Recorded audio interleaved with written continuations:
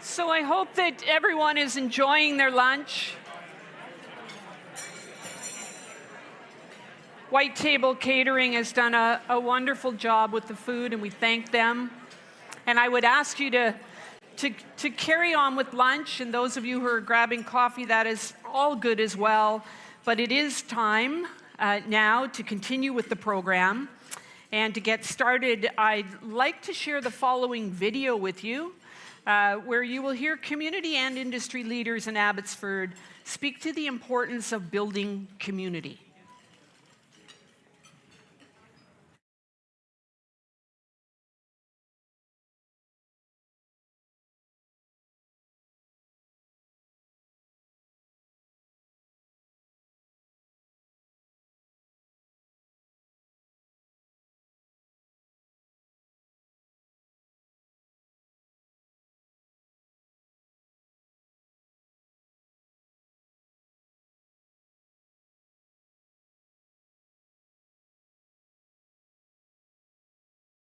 The community's out of balance. It's about trying to keep that balance and keep that mutual line of respect, not just people, but the plants, the water, everything that's around us. Community is a sense of belonging, a sense of purpose. Community about Abbotsford is you come home after all those years and you still know people, they take you in, lots of giving, lots of sharing, lots of people helping each other out. Recognizing that everyone in community has strengths, expertise, connections, and building community is how do we involve all the different parts of who we are as Abbotsford to ensure that everyone is sitting at the table. To build community means you're building trust and you're building engagement, you're building friendships, you're building relationships. There's opportunity for us to move forward together. Building community is really at the grassroots level. Definitely leaders do provide the vision, but it's also sharing that vision and engaging ordinary folks. Their participation and their contribution is important for successful community building. I feel more connected here than I ever have, and I think it's a combination of the longevity of families, primarily from the farming community, right the way through to our Indigenous communities, and I think that creates that level of authenticity. If you build a great place to live, it becomes automatically a great place to visit, and that starts and ends with community. Together. Together. Together. Together. Together, we are building Abbotsford.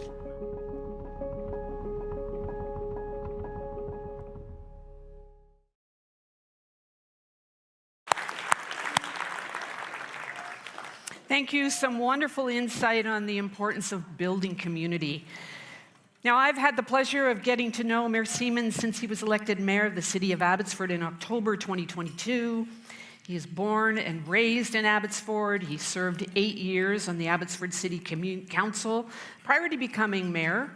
He is a business leader and a strategic thinker who, with council, has a plan for Abbotsford. An advocate for his community, Mayor Siemens works tirelessly for Abbotsford in the regional, provincial, and national arenas and does not take for granted the opportunity he has to give back to the people in this wonderful city. The University of the Fraser Valley is incredibly grateful for the mayor's leadership, his advocacy for the youth of the city, and his commitment to continuously building an inclusive, diverse, vibrant, and prosperous community. I look forward to learning more this afternoon about the recent work of Mayor and Council and the City of Abbotsford more generally, and the healthy collaborations and partnerships that help support this work. Please join me in welcoming Mayor Ross Siemens.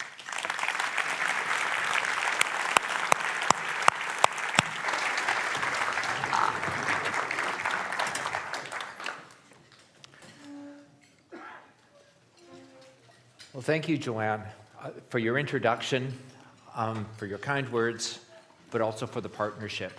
And congratulations to you and everyone at UFV on 50 years. Truly remarkable, and you've only just begun.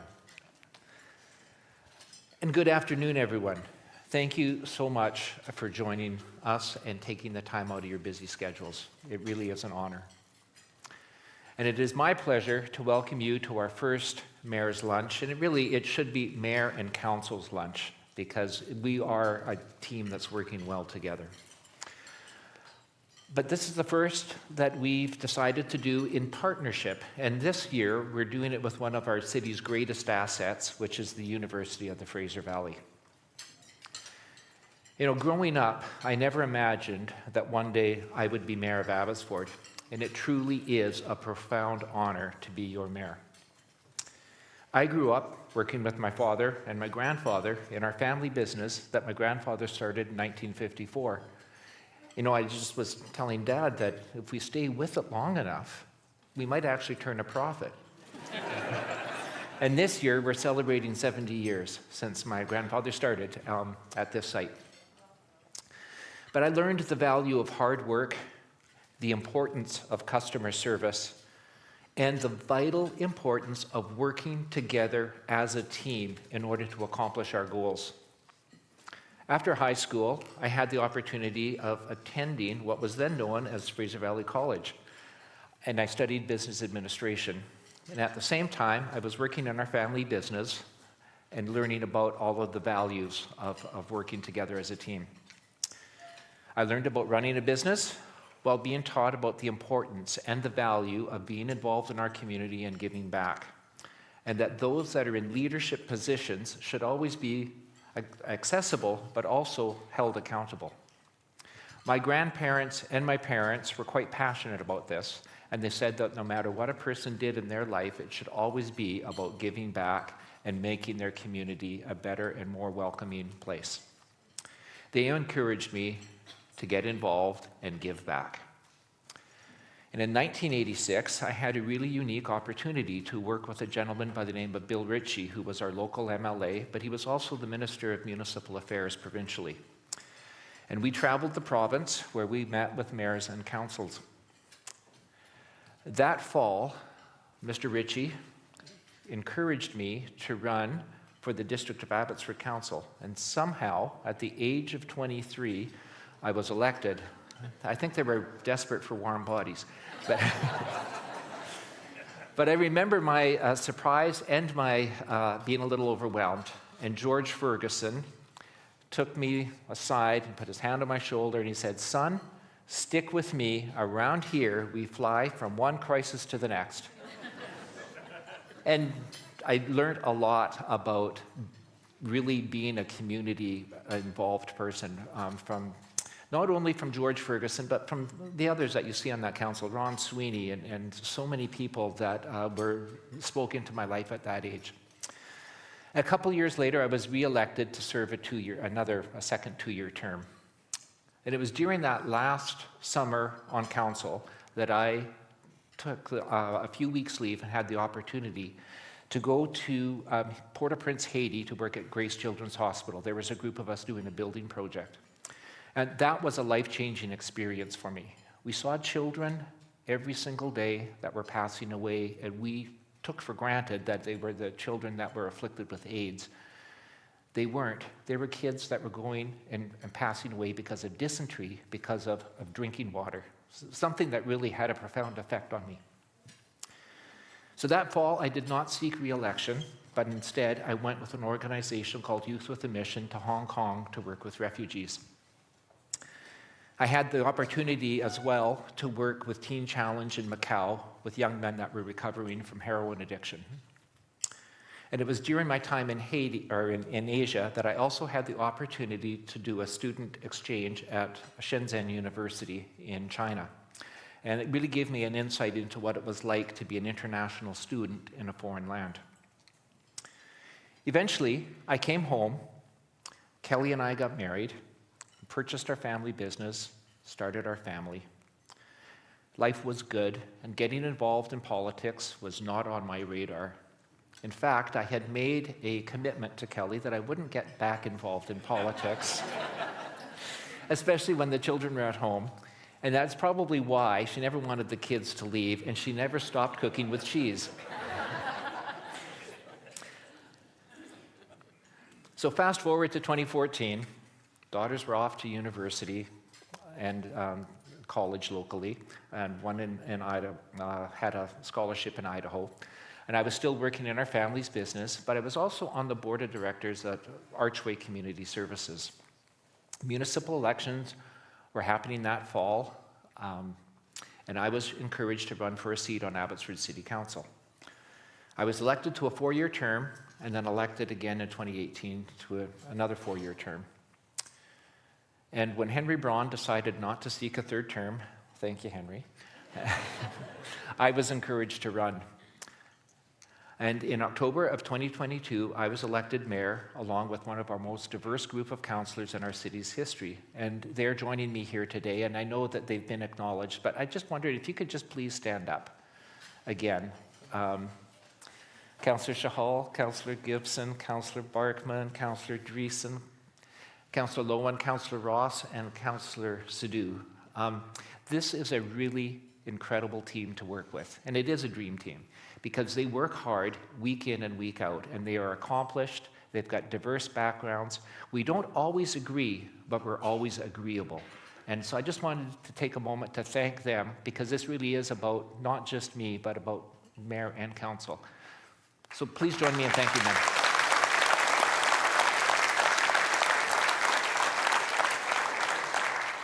And Councillor Workington is on a well-deserved vacation, and he couldn't be here, but it was planned before, and so anyways, but we have acknowledged the work that he is doing as well.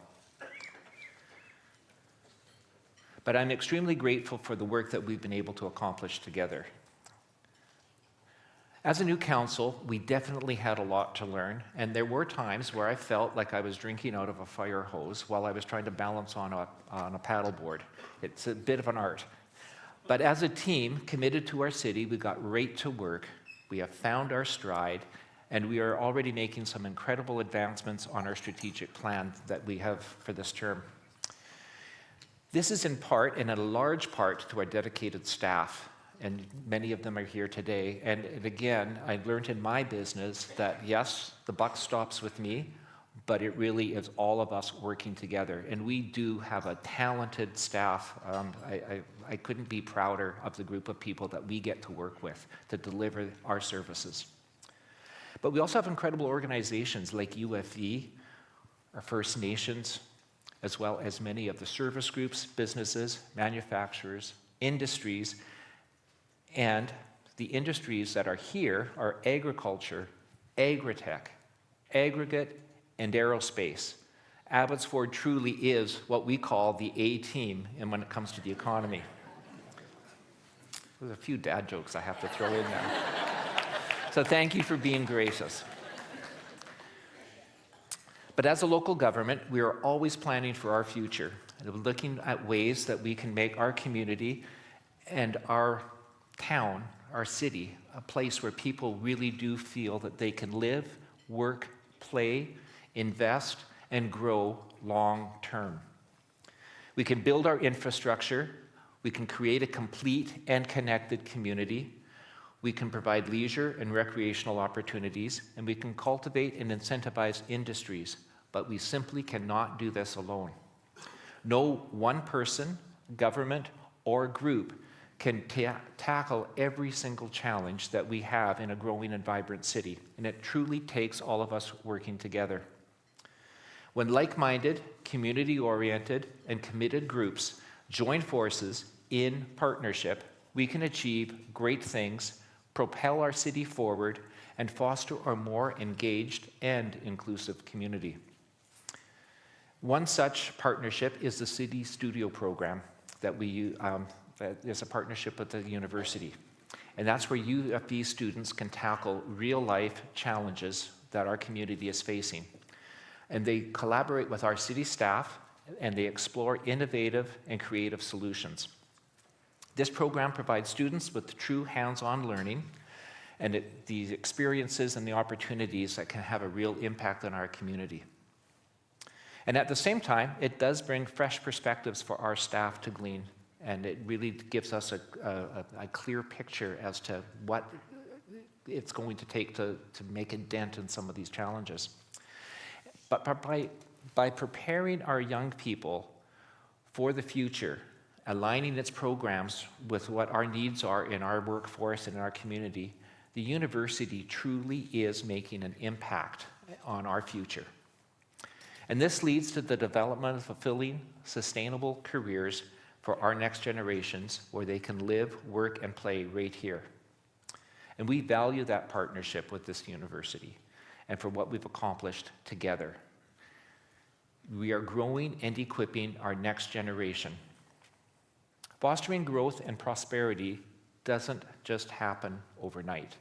This is a long play, one that includes the participation of all of us, but especially those of us in the business community.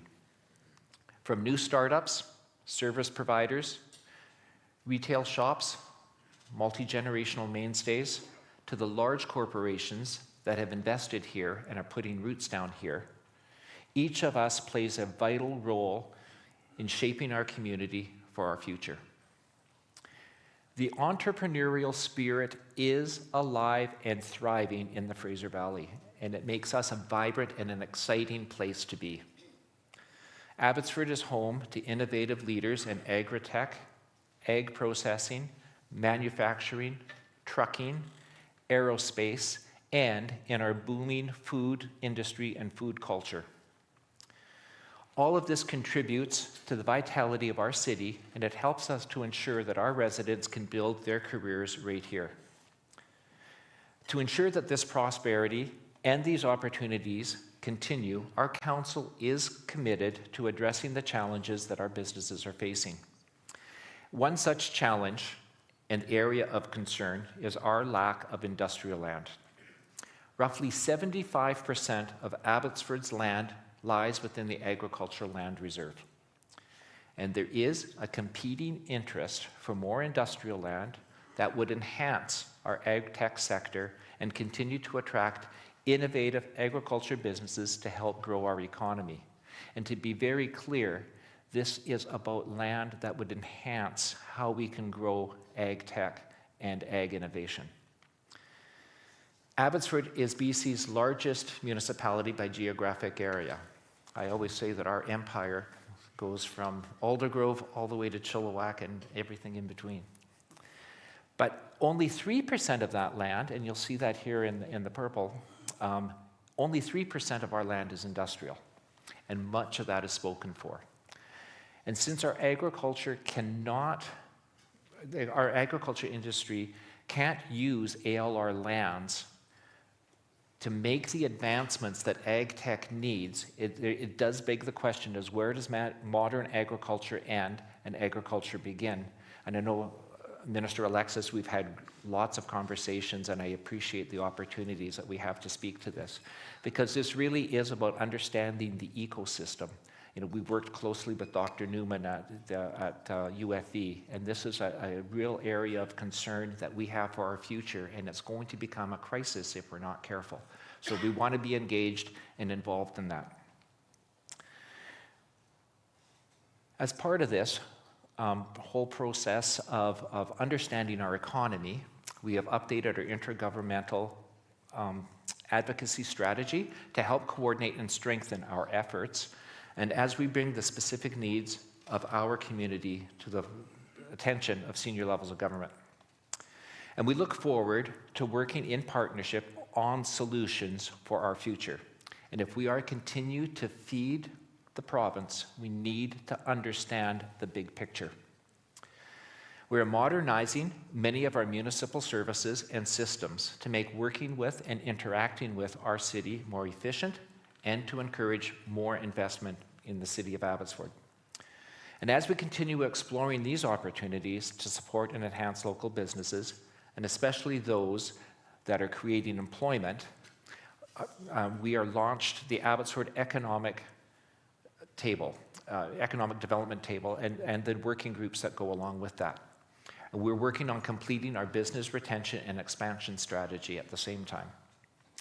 We recently renewed our partnership with Tourism Abbotsford for marketing, visitor engagement, and partnered on the development of Go Abbotsford.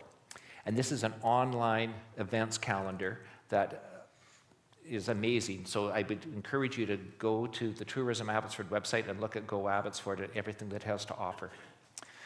And we are also looking forward to developing an Abbotsford Ambassador program to ensure that we continue to attract businesses and visitors to our community. All of this hinges on our workers, our customers, and our businesses to get around efficiently and effectively in our city. We continue to advocate for more public transportation options and increased transit service levels that enhance connections throughout our city. We've secured provincial funding for the Montrose Transit Exchange, which is under construction now and should be completed by the end of this summer. We have also advocated for additional funds for another transit exchange at High Street. And we are looking and advocating for rapid bus connections down the Fraser Highway into Langley when the SkyTrain gets to Langley. And that is being built as we speak, so that is another area of focus that we're looking at. As the hub of the Fraser Valley, we are also relentlessly advocating for upgrades and further widening on Highway 1, and we appreciate the work that's being done. It could not happen fast enough. That's an investment that will move our economy forward, because it's not just about moving people, but it's about the goods and services that are grown and manufactured here to get out to other markets and to markets around the world, but also because the Port of Vancouver, everything that happens that goes from the Port of Vancouver goes out through the valley, a lot of that on Highway 1. And we are grateful to have Abbotsford International Airport as an economic engine, and that cannot be overstated. Its significance in our economy is phenomenal, and we are proud that YXX is a city-owned asset. Our airport continues to expand its services, and its vital role as an economic engine, again, cannot be overstated. Its strategic location in one of the largest aerospace hubs in the world and its first-class infrastructure make it an ideal place for aerospace and for affordable air travel. By focusing on providing affordable travel and accessible travel, our airport brings visitors to our city and to our region to work, shop, invest, dine, and explore. In fact, last August was our record for passengers. We welcomed over 1.2 million passengers in 2023. That is a growth of 26%, which is phenomenal. This is exceptional growth, and it is a testament to the dedication and the resiliency of our team and the unwavering support of the aerospace industry and the trust that our passengers are putting in us. Last year, we completed terminal expansion and construction of new hangar space, and that will continue. These investments will modernize the facility and enhance the overall guest experience. And we have absolutely no doubt that our airport and our growing aerospace industry will continue to soar to new heights.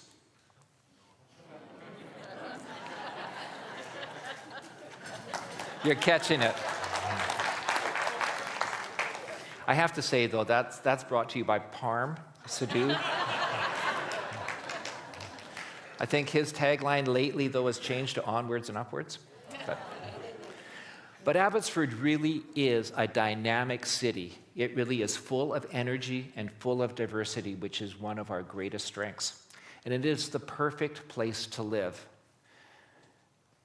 We are growing rapidly, and we show absolutely no signs of slowing down. In 2023, the city issued more than 1,100 building permits, residential building permits, equally construction values of close to $500 million.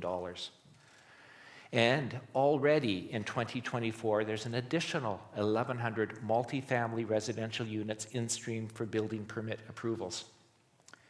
Council has kept a strong focus on planning for our future and concurrently how our community is going to adapt and support and evolve as this growth happens.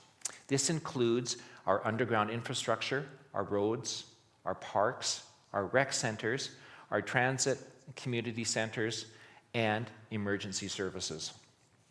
And earlier this year, we started the process of updating our official community plan, which will outline the land use, neighborhood development, and be a roadmap for the path ahead. This plan includes the strategic direction of our city, and it is a living, breathing document that will guide us as we grow towards the year 2050 and a population of 250,000 people. Your community input is very valuable in this process, and engagement is currently underway. Over the last month, there have been a number of opportunities for residents to get involved, provide their feedback, and to share their ideas about the future of our city. And if you haven't already engaged with us, I would encourage you to do so, to take the online survey. You can take a picture here or go online, but chat with our staff. Some of our staff are here today in the foyer, but we really want to know your opinions. There's upcoming public engagement process as well, and your input is vitally important, because that's an integral part of this planning process, and all of us on council look forward to hearing from you about your thoughts and your visions for the future of our Abbotsford, and especially when it comes to housing. So we encourage you, we've called this Abbots Forward 2050, and we encourage you to get involved and stay involved. And with an ever-increasing cost of living, high inflation, and there has never been a more pressing need for affordable housing. As a community, we have been keenly focused on implementing our affordable housing strategy. As part of this, we are updating the zoning bylaw to allow more density and more units on close to 22,000 properties throughout our city. This should dramatically increase the available housing options for those wanting to put down roots and grow their futures here in our community. We received $54 million from the federal government through the Rental Construction Financing Initiative for the building of 221 rental units. Through other number of initiatives, we're also hoping to incentivize even more affordable housing options. We also continue to work at achieving the housing targets that were established for us by the province and enhancing housing opportunities for all of our present and future residents. We are building this community together, and we are very well positioned for success. Abbotsford is an amazing city, and we are in a unique position, and we are making an impact on our province. In fact, we are a microcosm of our province with our diverse population, our diverse economy, and our rural-urban mix. The city of Abbotsford, our airport, our university, and others have always punched above our weight class. You know, being diligent, disciplined, and focused doesn't always make headlines, but it does give us the opportunity to deliver incredible and sustainable results. By staying disciplined and respectful, and with a strong focus on collaboration, Abbotsford has gained a reputation as a desired location, not only a location, but a desired city, a desired community to grow a solid and sustainable future. The partnerships that we have with our First Nations, our university, with local business associations, the agriculture and industry sectors, our social service providers, and others are enabling our city to move forward with confidence, determination, and purpose. Our family small business has survived for 70 years by building relationships. We've been in a very competitive environment. And it was only by partnerships with our suppliers and with other small businesses in town that we've been able to eke out a living and survive for 70 years. Those relationships continue and are throughout our city. And there's partnerships, and those relationships between our business sectors are really what makes Abbotsford very unique and very sustainable, and it makes us stand out.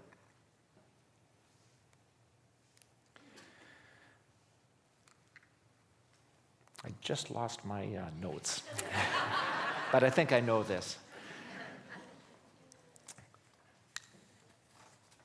But it truly is about, embracing our diversity. It is about fostering our environment of inclusion, that we can really fully take a look at the opportunities that are before us and really unleash our potential. And it will pave a way for a brighter future for all of us. It's nearly impossible for me to cover all the areas and all the things that have taken place over our first year and a half of this council term. But with the advancements that were made, we are proud of everything that we've accomplished so far. We know that there's still a lot of important work to do over the next 2.5 years of our term. But we are confident that we are on the right track, and thanks to all of you, we will continue to thrive as a vibrant, prosperous, welcoming, and generous community. Together, we are building Abbotsford, the cultural and economic hub of the Fraser Valley. Thank you so much for being here.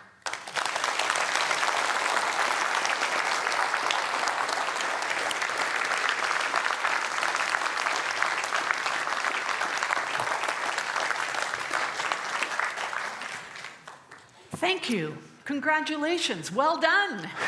Wonderful address. Pull up your chair. We don't like to be too far apart from each other.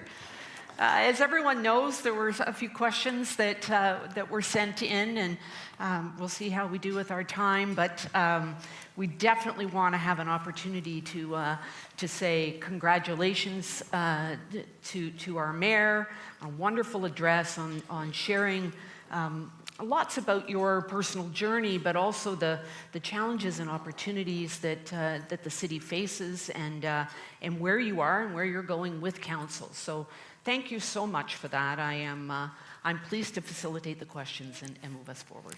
Nothing like getting grilled by a university president. Oh, good. It's good. So you've spoken a little bit about the vision and looking forward in terms of where some of the challenges are and what those opportunities are and where you're going. But so I guess here's a really fun, easy question. In your first year and a half as a mayor and council, what accomplishments are you most proud of to date? Well, I think the first thing that comes to mind is how cohesive our council is. I'm really proud of my team. I think I'm really proud of them. And I'm probably not the easiest person to get used to, but they've been really gracious. And I think our team is working really well together. And we've got a great senior leadership team, a lot of really diverse, talented people. And then I think the other, some of the foundational things like getting the McKee neighborhood plan over the finish line. And that's going to be a key component to growing our community, over the next 25, 30 years. That's going to be a key component. So those are some of the first things that we've done together, but I think it all starts out with our strategic plan, and I'm really proud of the way we've gelled on that. Okay, fantastic. My team tells me I'm not easy to get along with either, so we have that in common. What are the biggest challenges that you think we're facing as a city? Yeah, I mean, the biggest challenges, of course, is we get a really good idea of what we need to happen here, especially like with flood mitigation. We have a really good understanding of our local economy and some of those challenges. So just getting on the radar of senior levels of government, and so making sure that we have a full comprehensive understanding of how that all works.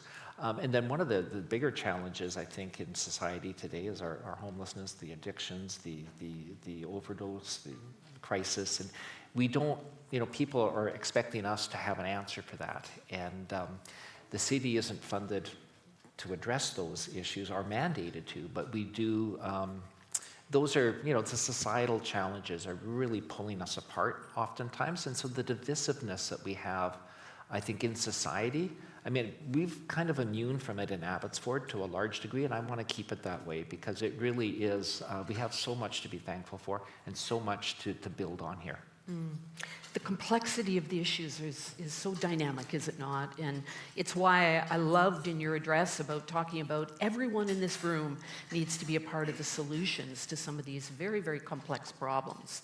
And you know, it's clear that you're welcoming that, and I think that is terrific. So aside from flood mitigation, which is still top of mind, it was such a disaster for our communities. I'm wondering if you can talk about the key investments that council is making, that the city is looking to in this community. Yeah, well, our police building, and that's a huge undertaking, and that's going to be foundational. We're adding an extra fourth floor to it that will populate as we grow. Hall 6, Fire Hall 6. I mean, these are public safety buildings that we don't get government grants on, so we've had to be really diligent and planning for those, because financially those are big ticket items. And then we have, of course, when Highway 1 goes through, we have some improvements on some of the overpasses that we're going to be responsible for. But we've also got the McKee-George Ferguson connection, the McClure overpass to make that a ring road, by Highway 11 where the bypass comes down. Right. So these are big ticket items. We're doing some strategic property purchases in certain areas. We are really planning for the long-term future because that doesn't happen overnight, and we want to make sure that we keep taxes at a reasonable level. Mm-hmm. And so much of that, of course, is longer-term planning and building blocks to something. And incredibly important work, but long-term work. So you've spoken a bit about this, but given the demand on local services and service providers with respect to homelessness, with respect to food insecurity, mental health and addiction, lots of other issues affecting Abbotsford residents, I wonder if you can talk to what is the city's plan to help secure additional funding in terms of supporting the unprecedented need that all communities, but particularly this community is facing. Yeah, it starts with our housing affordability and our homelessness action plan. Know that those kind of tied together. But our homelessness action plan is really the roadmap of how we're going to start to take the incremental steps forward to try and make a difference here. What we found, we've got a great working relationship with the provincial government through BC Housing. We've got some great things happening. But what we found on the local level is there's a lot of people doing a lot of great work, but they were kind of all doing things in silos. So we initiated Access Abbotsford the last term, and now we've really seen it grow this at the beginning of this term. And Access Abbotsford is an acronym. Government loves acronyms, but it's an action-oriented community collaboration for equitable social services. And what we've done is we've got everybody at the table discussing and talking, and there's really good collaboration coming out of that, and really understanding what the needs are in a comprehensive way. And then through that, we've come up with CHIA. It's another acronym, but that's Community Homelessness Information App. So CHIA is an app that our frontline workers will have on their phones, and they can communicate, get real-time data. They can communicate back and forth quickly as to where the encampments are, where there's services that are needed, if somebody's in distress, where supplies might be needed to assist, where beds are coming available. So because Abbotsford is the largest geographic municipality, and our encampments are oftentimes on Ministry of Transportation land, but we have frontline workers that will go. So it's sort of all over, and so this is giving us a way that we can get real-time data that we can advocate to senior levels of government for services and funding. And then we've got our Reaching Home funding that we've done through the federal government, and we've got a community advisory board, and some of the members are here today. But that's very meaningful, again, to use federal funds to help initiate or incubate some innovative ways to start addressing some of the challenges and where some of the gaps are. Mm-hmm. And then through all of that, we advocate to senior levels of government to get more funding for more shelter beds. And so there's a lot of really, really good things going on. Thank you. That, a really fulsome answer, and I think an important example of the collaboration that you've spoken about before, and even through the video, in terms of how do we build community? Well, we bring people to the table and engage all. So, well done. Interesting. What new housing initiatives are being considered over the next few years to address our housing shortage and housing options shortage?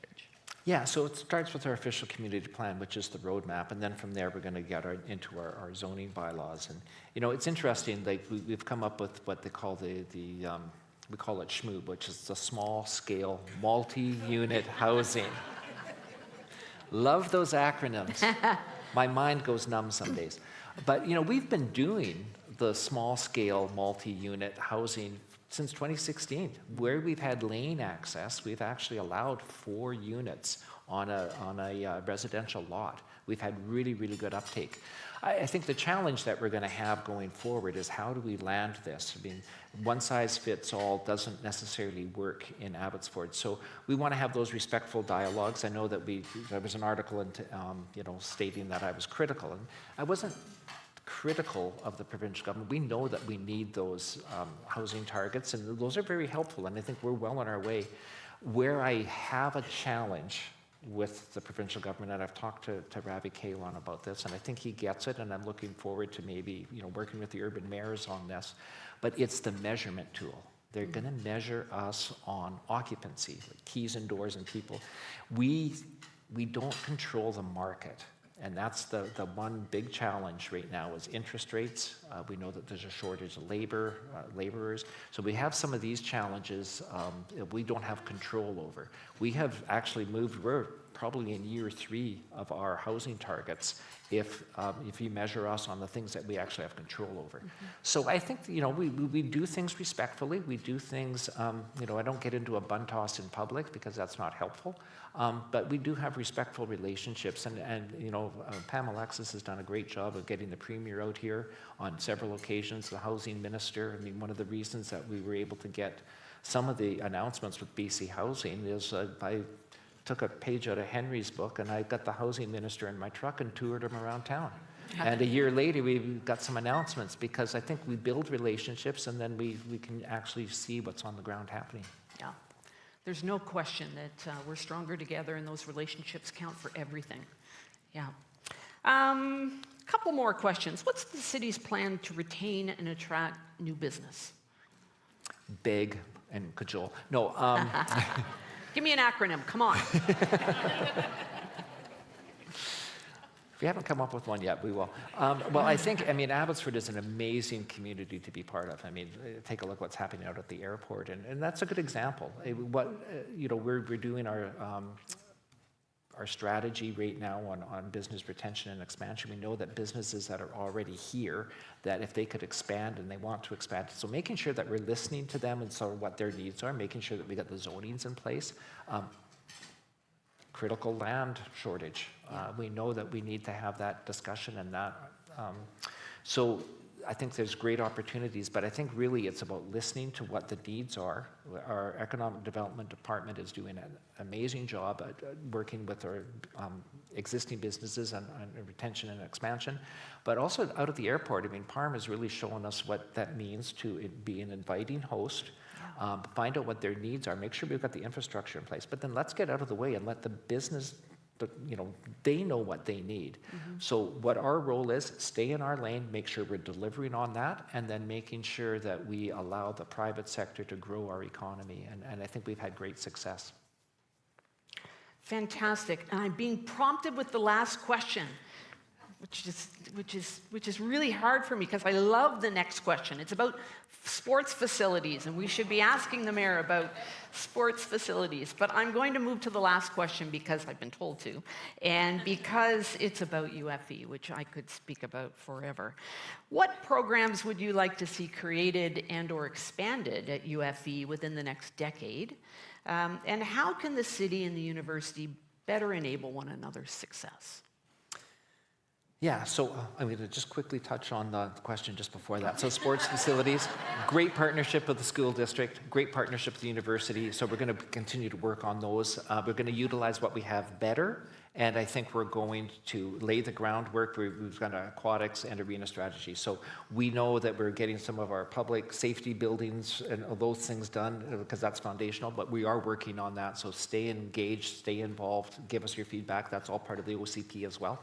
But university, we want to grow the agriculture sector. Dr. Newman's done some amazing things. I think that we want to amplify that. And I think, the other thing is the trades is a real challenge. We know that we're retiring more people than we're actually training. So we need, and you've got a great trades program. You've got a great nursing, teachers. We know we've got shortages in those sectors. But I would turn that back to you and say, more importantly, how can we help you achieve your success, because we're in this together. Yes, I get to talk. All of those areas, for sure. And I think that it's so important that we continue to work together, to collaborate, to talk about what are the needs of our communities in terms of specific programming. Where is it that we could be maybe making a shift in delivering on programming that might not exist at the university that could exist over the next several years or longer term. And I also like the word amplify a lot. And I think that in working together, we can amplify each other's voices with government, within the community, with the federal government as well in terms of the needs of this region. We as an institution, we're made a university at a time where we were given that label of being a university, but it took a long time to build to truly being a university. And unfortunately, there wasn't the funding that came along with the aspects of that involved not just teaching, but research and the other components of what we do as an institution. And so, we're working hard to try to get government to understand it. I think they do understand it. It's just, it's difficult economic times, and we need to continue to build the relationships and to amplify each other's voices in that. At UFE, we have great opportunity through what's happening in our classrooms, to deliver that through City Studio and other ways, experiential learning out into the community. We have some fantastic research centers, some of whom are here in the room through Chassis and through CIRA and through PARC. See, we like acronyms too. Those are all acronyms. But these groups are doing work that is benefiting this local community. And I couldn't be more proud of it, and I couldn't be more supportive of it. So those are a couple things that I would say. Awesome. Yeah. And those are some great ideas and advocacy that we can work on. And I think the amplifying, Abbotsford is, we've been really good at doing the work diligently. But I think we can amplify our voice. I mean, some of the things that are happening in our community with all the various sectors are absolutely amazing. And I think we're so busy providing services and doing, we're not, doing the hard work, that we're not necessarily amplifying. So we'll work on that together. All right. But I think the next 50 years are going to be quite exciting for both institutions. So, Agreed. But there's actually one more way that we wanted to support UFE, and the proceeds from today are going to be going to the Student Union Food Bank. And I think we have a check.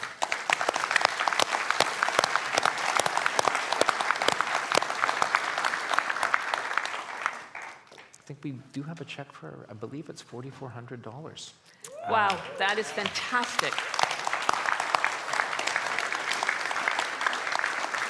Thank you, and thank you for this offer. The UFE Student Food Bank is vital for our students. It's a lifeline for many of our students. I know our students are particularly appreciative of all that everybody at the university has been doing to create this kind of a service, and we're thankful for this. This is more than just a gesture. It is a wonderful contribution to it. So thank you so much.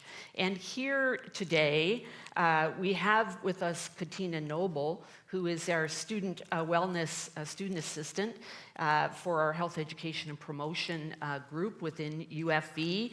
And Katina is a psychologist psychology major, one of our students, been involved in the wellness peer work in our wellness center for over 2 years.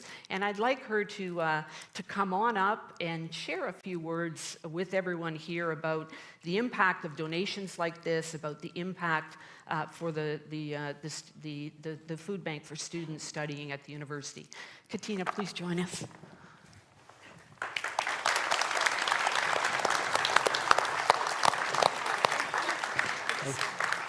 Thank you for being here. Yeah.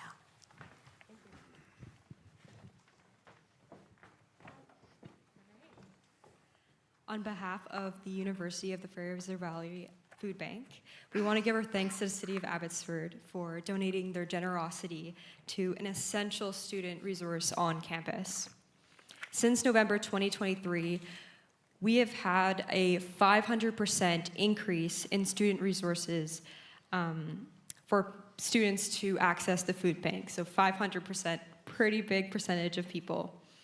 However, due to the financial capacity, it is unknown how many students are in need of the U of E's food bank.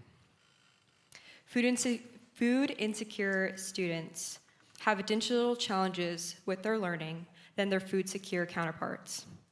According to the American Psychological Association, students who are facing food insecurity are more likely to fail exams, miss out on career-enhancing opportunities, and withdraw from classes and from the university itself.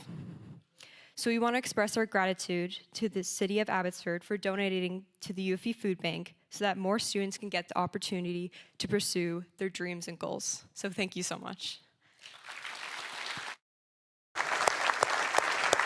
Thank you. Well done. Thank you. Yeah. So thank you, Katina, for sharing your reflections on the importance, the impact of this gift, and I add my thanks as well. And I want to thank everyone today for your part in this, because, of course, by being here, you're contributing to this donation to UFE's Student Food Bank. And your commitment to being well-informed and being a part of a stronger community and us doing this together is so vitally important, and I thank you for it. Just a few more thank yous before I am done, and I'll turn it over to our mayor. Thank you to Mitch Steiba Productions for their audio-visual work today, to White Table Catering for the delicious lunch, to Emil Fernandez from UFE's Conference Services, who worked very hard in helping to deliver today's event. Also to the whole City of Abbotsford team, and to Christina Forcier from my office, who worked hard to bring this celebration and luncheon together. I'd also like to thank some sponsors, the Abbey News, the Patrika, Blackwood Home Hardware Building Center, White Table Catering, and the Van Bell Nursery for their contributions today. A fun fact, Van Bell, as a business here in Abbotsford, is sharing something with UFE. It is their 50th anniversary this year as a business. So congratulations to them.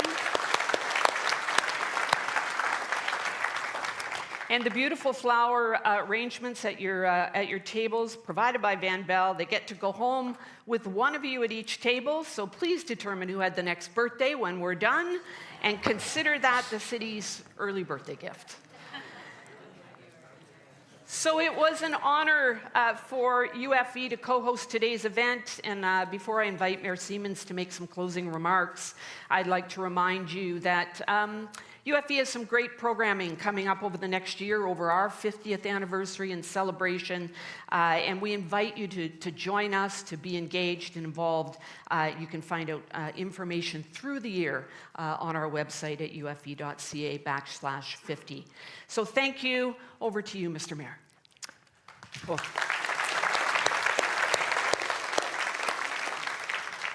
thank you again, Joanne. It was really, co-hosting, but we really wanted to amplify the importance of UFE and the student food bank.